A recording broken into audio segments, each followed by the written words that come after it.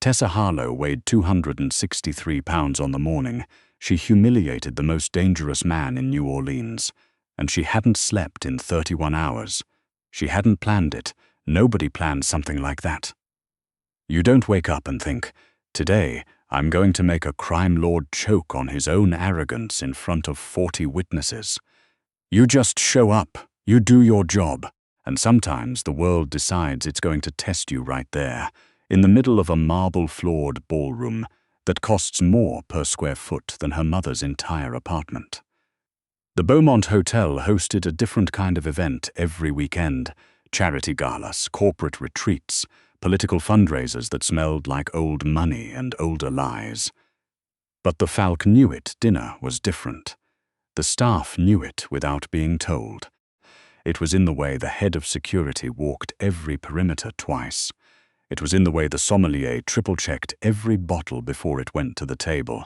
It was in the way the hotel manager, Mr. Pressler, pulled all Spanx servers aside that morning and said, very quietly, these guests are to be treated with extreme courtesy and extreme discretion, and anyone who cannot manage both should request a schedule change right now. Nobody requested a schedule change. The tips were legendary. Tessa had been working banquets at the Beaumont for 3 years. Before that, a diner on Magazine Street. Before that, a cafeteria line at Tulane, where she'd taken 2 semesters of classes she couldn't afford to finish. She was 26 years old and had been working since she was 15, and she was very good at her job in the specific way that people who cannot afford to be bad at their jobs tend to be. She moved fast for her size. She remembered end orders without writing them down. She could read a table in 30 seconds who wanted to be chatted up, who wanted to be invisible, who was going to be difficult before they'd even opened their mouth. She read the Falcone table in 15.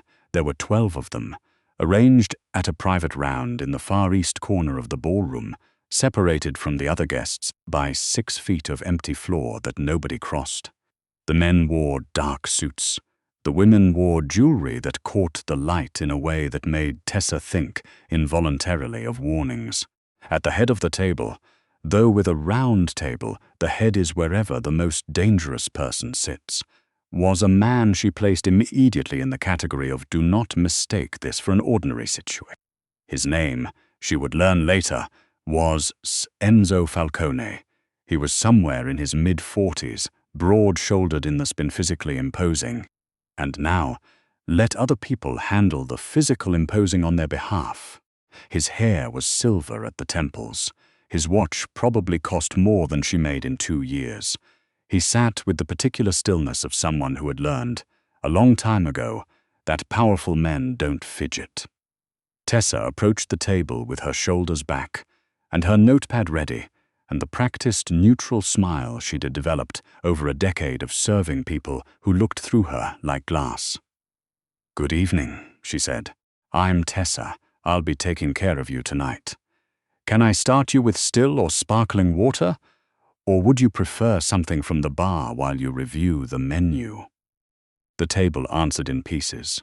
Sparkling for most of them, a scotch, neat for the man to Falcone's left, a club soda for the woman in the red dress who Tessa immediately clocked as the one person at the table paying attention to everything. Falcone didn't look up from his menu. Tessa waited. He turned a page, then another. The table had gone slightly, collectively quiet, in the way that happens when someone with authority does something and everyone else holds their breath to see what it means. Then he spoke. He didn't speak to her. He spoke past her, in Sicilian, to the man on his right, a younger guy with a jaw like a piece of architecture, and the expression of someone paid to look threatening. What he said was something Tessa would later be able to repeat word for word, but in the moment what registered was the tone, the dismissive, low-humored, almost bored and contempt of a man describing an inconvenience. He was describing her. She caught enough to understand. The fat one was in there. Something about at least the view being poor consolation for the food. A comment about whether she could possibly move fast enough to keep up. The man with the jaw smiled. the reflexive, careful smile of someone who laughs when his boss laughs because it's safer. For exactly 2 seconds, the heat moved up Tessa's chest into her throat. She knew that feeling. She had known it since she was 12 years old, and a boy in her class said something similar in a different language. English, that time, no translation necessary. She had known it at 15, when a manager at her first job suggested maybe a different position would be a better fit for someone her size. She had known it at 22, when a doctor spent 45 minutes telling her everything wrong with her body before she could ask about the ear infection she'd actually come in for. You can only have that feeling so many times before you develop a relationship with it. Before you learn what to do with the 2 seconds before it either takes you over or passes through you like a weather system. Tessa let it pass through. Then she answered him, in Sicilian. Not perfect Sicilian. Her accent leaned too far toward Palermo when she was nervous, and she knew it. But Sicilian that was grammatically sound and contextually precise and unmistakable. She said calmly that if he had concerns about the service, she was happy to address them directly. She said it would perhaps be more efficient than discussing them with someone who was not her. She said she hoped the menu offered something to his satisfaction, and that she would give him a moment to decide. The table went silent in a completely different way than before. Falcone looked up. It was the first time he'd actually looked at her, and for a moment, a single strange moment, she saw something that wasn't contempt at all. It was the expression of a man recalibrating, the expression of someone who had just discovered that the room he'd walked into had different dimensions than the ones he'd expected. "Where did you learn that?" he said. "In English, now." "My grandmother was from Agrigento," Tessa said. "She didn't speak much English for the first 20 years she lived here. If you wanted to talk to her, you learned." She paused. "Can I bring you some water while you decide on the menu?" He stared at her for another moment. Then, slowly, he smiled. Not the smooth, practiced smile she'd expected from a man like him. Something smaller and more genuine, like something that had gotten out before he could decide whether to let it. "Sparkling," he said. Tessa brought the water. She thought that was the end of it. She was wrong. The dinner ran 3 courses over 2.5 hours, which was the kind of pacing that meant the guests were either deeply comfortable or conducting business they needed time to conduct. Possibly both. Tessa worked the table with the same steady efficiency she brought to every service, refilling glasses before they were empty, anticipating the moment a course was finished, managing the rhythm of a 12-top with the unconscious precision of long practice. Falcone watched her, not constantly, not obviously, but in the way that people with situational awareness watch things that have surprised them, periodic, evaluating, the way you'd glance back at a street corner that looked different than you remembered. The man on his left, she'd caught the name by then. They called him Nico, made a comment during the second course that she caught the edge of as she passed behind him. Something about her understanding Sicilian being unlikely and suspicious. The word he used carried a weight that, in a different context, might have been threatening. Falcone said something short and quiet, and Nico stopped talking. Between the second and third courses, one of the other men at the table, older, heavyset, with the look of someone whose job was largely administrative, tried to wave her over in the way that expected immediate obedience. She came over immediately, not because of the entitlement in the gesture, but because that was her job. He wanted to modify his dessert order. Fine. Easy. She confirmed it and turned to go. "Hey." His voice had the quality of someone who didn't expect to have to say things twice. "You hear what he said about you earlier?" Tessa stopped. She turned back. "I heard," she said. He seemed to be waiting for more. Embarrassment, maybe. Outrage he could dismiss, something that confirmed the natural order of things. "Does it bother you?" he asked, and there was something almost amused in it. "People say unkind things about my body fairly regularly," Tessa said. I've found it's rarely about my body." She paused. "I'll have your dessert modified, sir." She walked away without hurrying. At the table, she didn't look back, but she heard it, a sound that might have been Falcone making a low, quiet noise that wasn't quite a laugh. The difficulty came during the third course.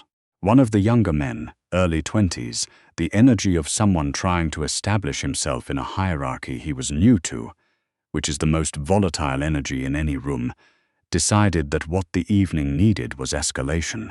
She'd come to refill his wine. He made a comment. It was crude and specific, and said in English loud enough for half the table to hear. About her weight, about what she was good for, about whether someone should tell the hotel that this was the standard they were now maintaining. The table reaction was immediate and mixed. A couple of the men laughed reflexively, then glanced at Falcone to calibrate whether that had been the right call. The woman in the red dress stared at her wine glass with the controlled expression of someone who had learned not to react to things she couldn't control. Tessa set down the wine bottle. She looked at the young man.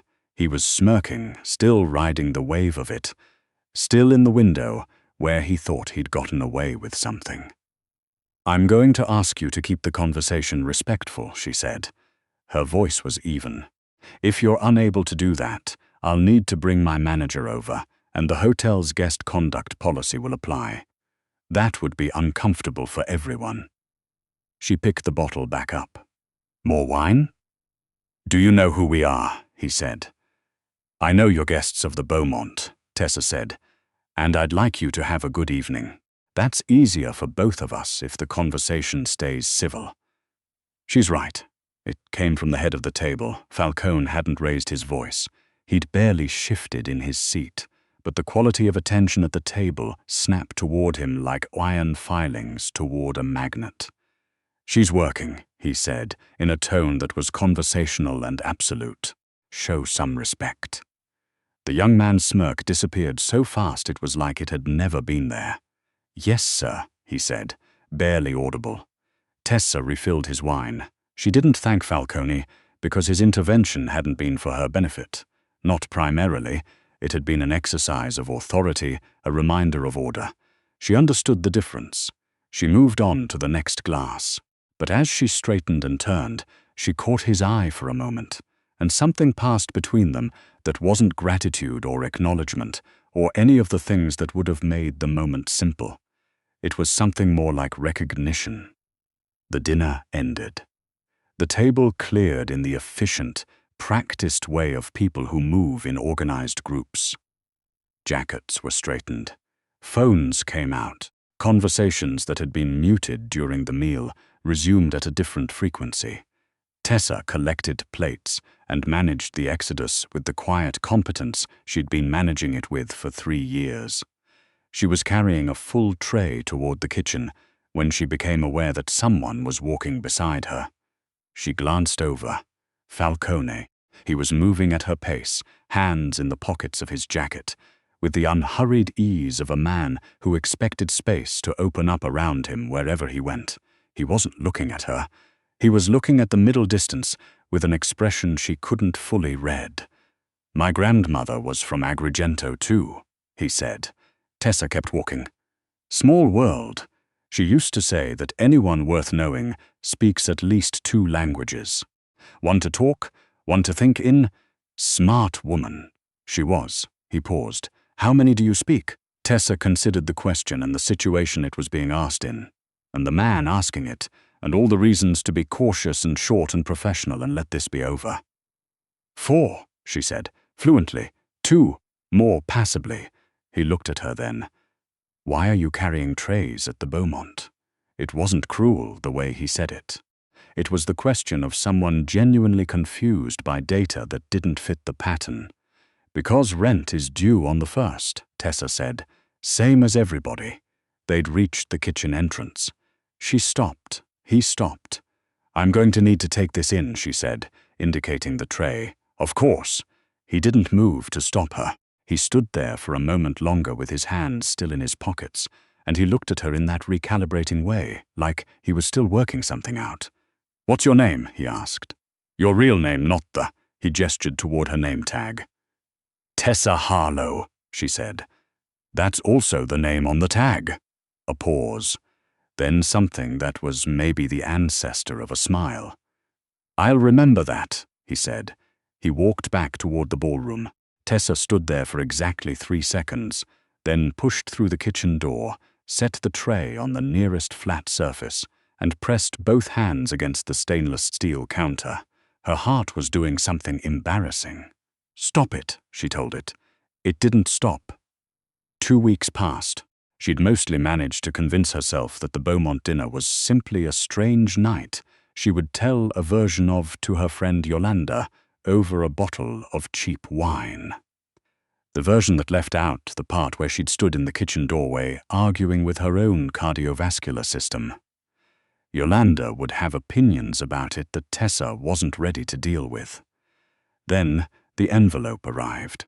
It came to the hotel, addressed to her specifically, with the Beaumont's address written in handwriting that was precise and slightly formal, like someone who'd learned to write the way people learn languages that aren't native to them, correctly, but with the ghost of a different structure underneath. Inside was a card, no letterhead. 3 sentences. "There is a position available at Falcone Group that requires someone with your particular combination of skills. If you're interested in a conversation, call this number. There is no obligation in calling." The number was local. She put the card in her pocket and went back to work. She finished her shift. She took the streetcar home. She made pasta and ate it standing at the kitchen counter and watched a show she couldn't focus on.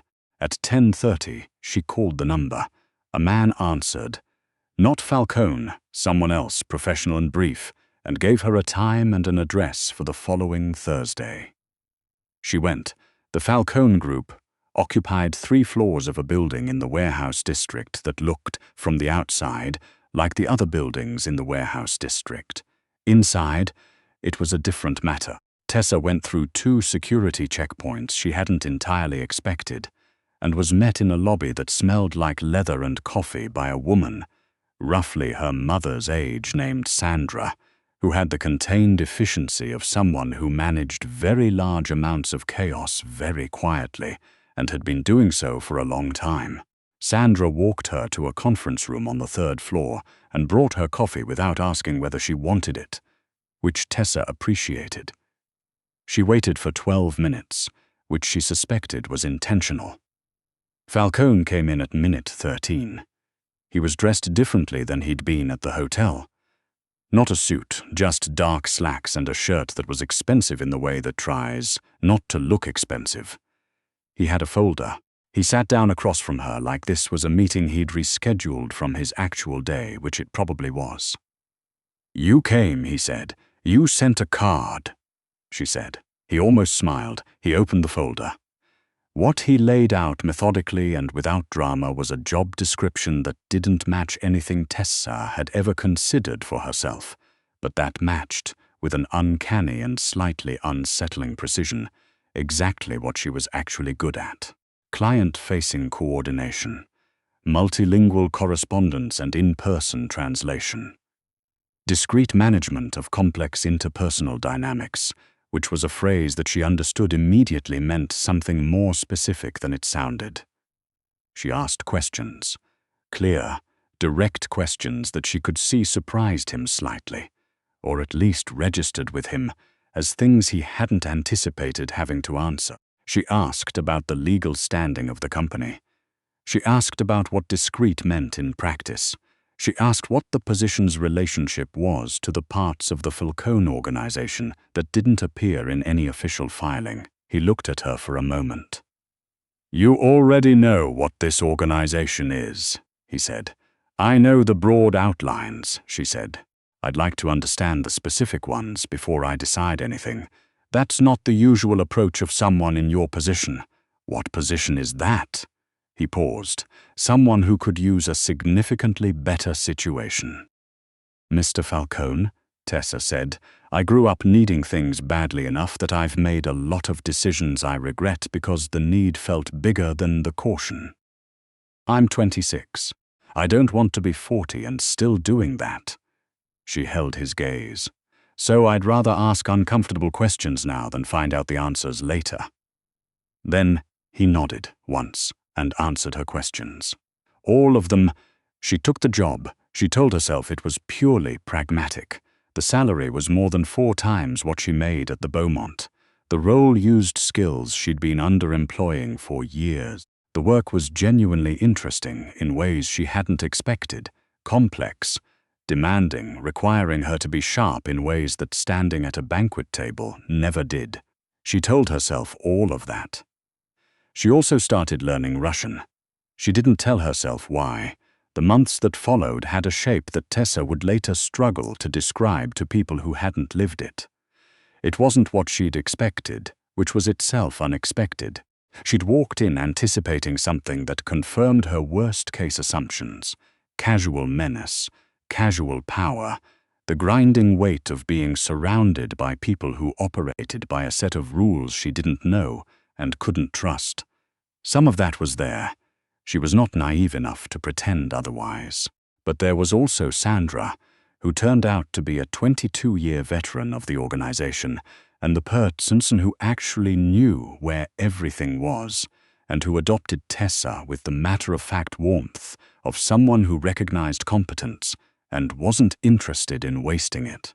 There were the logistics of a legitimate business, and the Falcone Group had several genuinely legitimate, employing a lot of people who needed their jobs and did them without knowing or wanting to know the full organizational chart. There were late evenings when the building was quiet, and she was translating correspondence into 3 different languages and losing track of time. And there was Falcone. Enzo Falcone was not a good man. She knew that.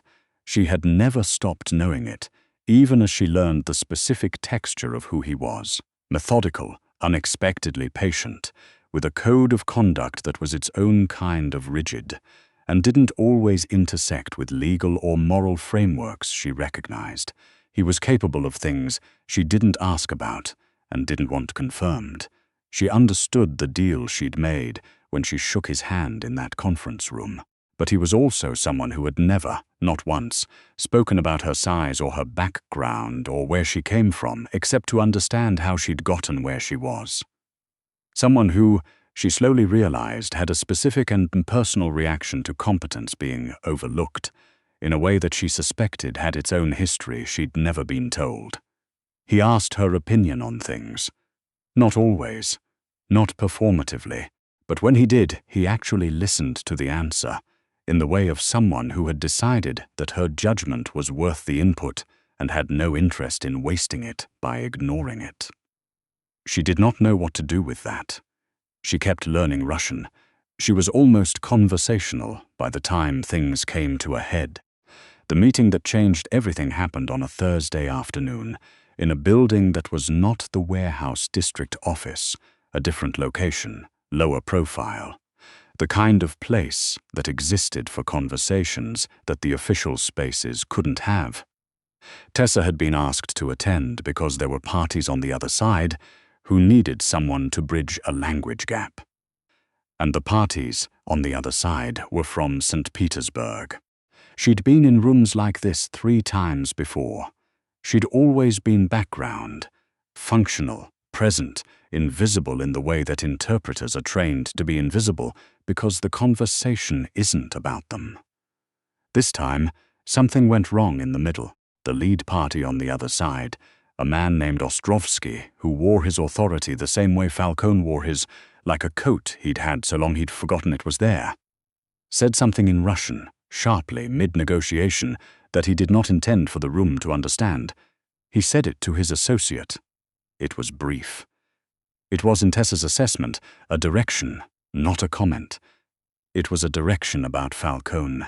Her brain worked through it in fractions of a second, the way it did when language was moving fast and the stakes were high. She processed what she'd heard. She confirmed what she understood.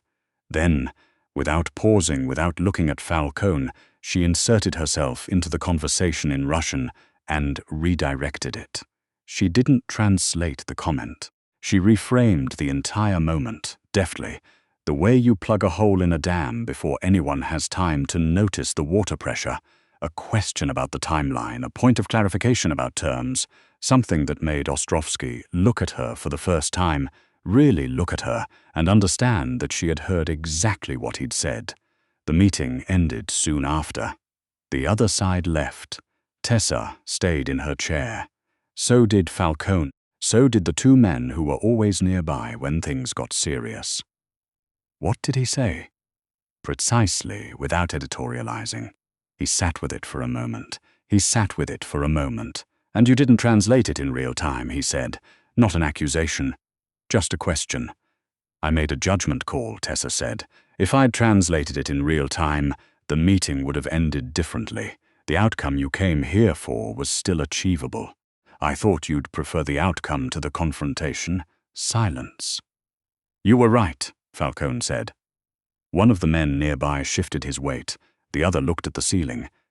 I was also watching you for the last 20 minutes, Falcone continued, trying to figure out when you'd caught it. I caught it immediately. I know, he said it quietly. I know you did. The drive back to the main office was quiet. Tessa sat in the back of the car and watched the city move past the window and tried to think clearly about a situation that was increasingly resistant to clear thinking. She was good at this job. She could admit to herself in private, genuinely invested in it, in ways that had moved past pragmatism some time in the last several months. She understood the organization well enough to be useful in ways she hadn't anticipated. She was trusted in rooms she'd never expected to be in, and she was sitting in the back of a car next to a man she could not allow herself to want anything more from than a paycheck and a fair working arrangement. You know what this is? She told herself. You know exactly what this is? Don't be stupid. Falcone spoke without looking at her. My grandmother, he said. Spoke 4 languages, didn't finish school past the age of 14, raised 6 children in a 2-room apartment in Palermo, and then another 6 years in a different 2-room apartment in New Orleans after they came over. He paused. She used to say that people who underestimate you are saving you the trouble of explaining yourself. Tessa looked at him. That's a better version of something I was told once, she said. What version were you told? That being overlooked is just a head start. He turned then and looked at her directly in that recalibrating way that she still, after months, hadn't entirely gotten used to. She would have liked you, he said. It was a simple sentence. It was also the most personal thing he had ever said to her, and they both knew it, and neither of them said anything else for the rest of the drive. She did not go home immediately. She sat on the steps outside her apartment building for a while, a thing she almost never did, because her neighborhood at night had its own taxonomy of risks she preferred not to test, and called Yolanda. You sound weird, Yolanda said by way of greeting. I don't sound weird. You absolutely sound weird. What happened? Tessa told her. Most of it. The parts she could translate into language that made sense outside the context. When she finished, Yolanda was quiet for a moment. Okay, she said, I have opinions. I know you do. First opinion, that man has been interested in you since you answered him in Sicilian in a hotel ballroom. That's not. Tessa, I have known you for 11 years. I know when you're about to tell me something isn't what it obviously is. Yolanda paused. Second opinion, you are allowed to want things. I know that's a revolutionary concept. I know your whole personality is built around not needing anything from anyone, but you are 26 years old, and you work for a man who respects you and thinks you're brilliant, and whose grandmother would have liked you, and that last part is the one that's killing you. And I think you know it. Tessa stared at the sidewalk. He's a crime boss, she said. Yeah, Yolanda said. I know. That part's complicated. A pause. But so is everything else about your life. You've never picked the simple version of anything. They stayed on the phone for another hour. Tessa walked up to her apartment, eventually, and sat at her small kitchen table with her notebook open. and practice small, simple contissima verb conjugations until her brain was too tired to think about anything else. Outside, the city did what New Orleans cities do at night, breathed and murmured, and smelled like the river and the rain that was always about to happen. She closed the notebook. She thought about what Falcone had said. She thought about his grandmother, who had never made it past 14 in school, who had lived in 2 rooms on 2 continents, and raised children, and learned languages, and believed in the strategic advantage of being underestimated. She thought about her own grandmother, who'd lived on Chupitula Street for 40 years, and cooked the same red beans every Monday and told Tessa, in a voice like gravel and certainty, that a woman who knows her own worth does not need anyone to tell her it. They would have gotten along, Tessa thought. Those 2 old women would have gotten along just fine. She didn't know what that meant for her exactly, but she thought she might find out.